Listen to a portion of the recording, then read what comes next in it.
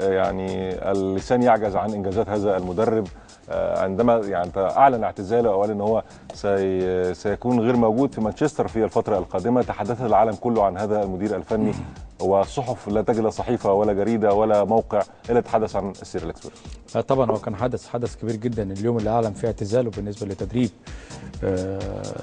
نادي مانشستر يونايتد. العالم كله تحدث، وكأن اوباما الرئيس الامريكي بيتكلم، ولكن السير أليكس فيرجسون عمل ظاهره غريبه جدا، ان كل العالم وكل وكالات الانباء نقلت حدث اعتزال السير 26 سنه بالنسبه لادارته للمانشستر يونايتد. السير لو عملت لك مقارنه ما بين انديه البيجا والكبرى في اوروبا، نتكلم على البارسا، الباير، الانتر، اليوفي، الليفر، الميلان، الريال، عاملين 118 مدرب في 26 سنه. والمانشستر كان عنده مدير واحد فني اسمه سير أليكس فيرجسون. هقولهم لك: البارسا 15 مدرب، الباير 17، الانتر 25، اليوفي 14، الليفربول 9، الميلان 13، والريال 25 مدرب. اكلمك على الانديه البيجو. مع هذا بنتكلم على مدرب 1500 مباراه مع مانشستر حتى الان. يعني هو عمل مباريات كتير جدا، انا محضر عنه كلام كتير جدا. بس عماد طبعا النهارده عملنا 14 تقرير برضو زي كل مره مش مشكله يعني. السير عمل 38 بطوله مع المان، 13 دوري، اوكي، 19 كاس، 4 اوروبا، و2 بطوله كاس عالم. اعتقد ان ده تاريخ لن يتحقق لاي. السير عنده امكانيات عاليه جدا من ناحيه اكتشاف مواهب، ودي نقطه مهمه جدا. كإدارة رياضية مهمة جدا، إدارة فنية، كوتشنج، معاملة سيكولوجية للعيبة، استثمار. أنا بكلمك على مدير فني وليس مالك نادي أو ليس مدير أو مش مدير إداري.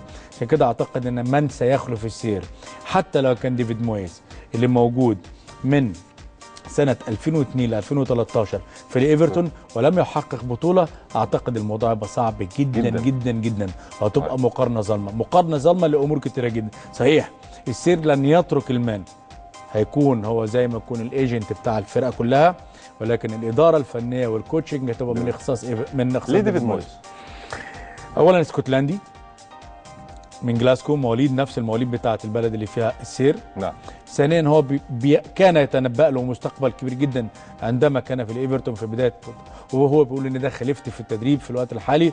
وكمان النقطه الاهم في عدم التعاقد مع جوزيه مورينيو، ان هم يريدوا ان يتعاقدوا مع مدير فني يجلس مده كبيره جدا من السنوات، 6 سنين 7 سنين، يقدر ينفذ نفس الفكر اللي مقدمه السير أليكس فيرجسون. الفارق بين ديفيد مويس ومورينيو هو مورينيو لم يبقى سوى 3 سنين في اي فرقه من الفرق اللي ضربها، ودي يمكن نقطه من النقاط السلبيه اللي موجوده عند مورينيو. واعتقد ان السير قبل ما يرحل كابتن خالد او يعلن اعتزاله عن مانشستر يونايتد، اعتقد ان هو رشح لهم ديفيد مويس. ده رقم واحد بالنسبه له، يعني هو رقم واحد. حتى التعاقد معاه كان 6 سنوات، ما معناه انه يمشي على السيستم بتاع السير أليكس فيرجسون. ولكن في النهايه انا بس متخوف من حاجه، لان جماهير مانشستر لن ترحم اي مدير فني، ولن تصبر على اي مدير فني حتى لو كان من اختيار السير أليكس فيرجسون.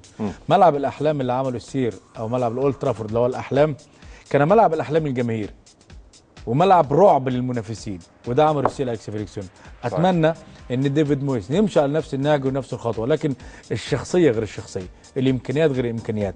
لما تيجي تتعامل مع لاعبين سوبر ستار، لاعبين بيحققوا البطولات والارقام الخياليه بالنسبه للمانشستر، ولا تتكلم على فرقه ايفرتون اللي بتلعب دايما على مراكز المقدمه للسابع او الثامن او السادس عشان تلعب في الاور ليج او دوري ابطال اوروبا، وهذا لما يتحقق مع ديفيد مويس. عشان كده اعتقد الموضوع صعب والمقارنه صعبه جدا. اتمنى النجاح لديفيد مويس، واتمنى يكون اختيار السير اختيار موفق للمستقبل بالنسبه لفرقه مانشستر. كابتن خالد، طوال 26 سنه او 27 سنه السير لم يحقق المركز الثالث هو مرتين فقط لا غير. رقم انا بقول لك يعني عمل ارقام يصعب يا اول يا ثاني دوري.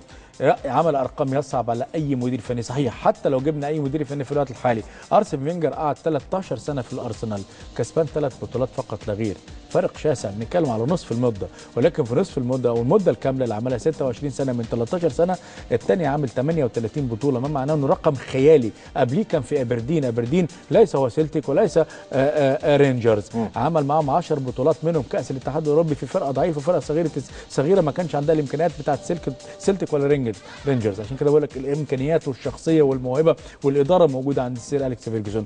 انا عملت لك فرق ما بين ارسن 13 سنه وما بين السير أليكس فيرجسون. نعم. ننتقل مشاهدينا الكرام الى اليوفنتوس واحد من الانديه الايطاليه اللي حققت لقب الدوري الايطالي او السيريا، ثم بعد ذلك اياكس حقق مع الدوري الهولندي.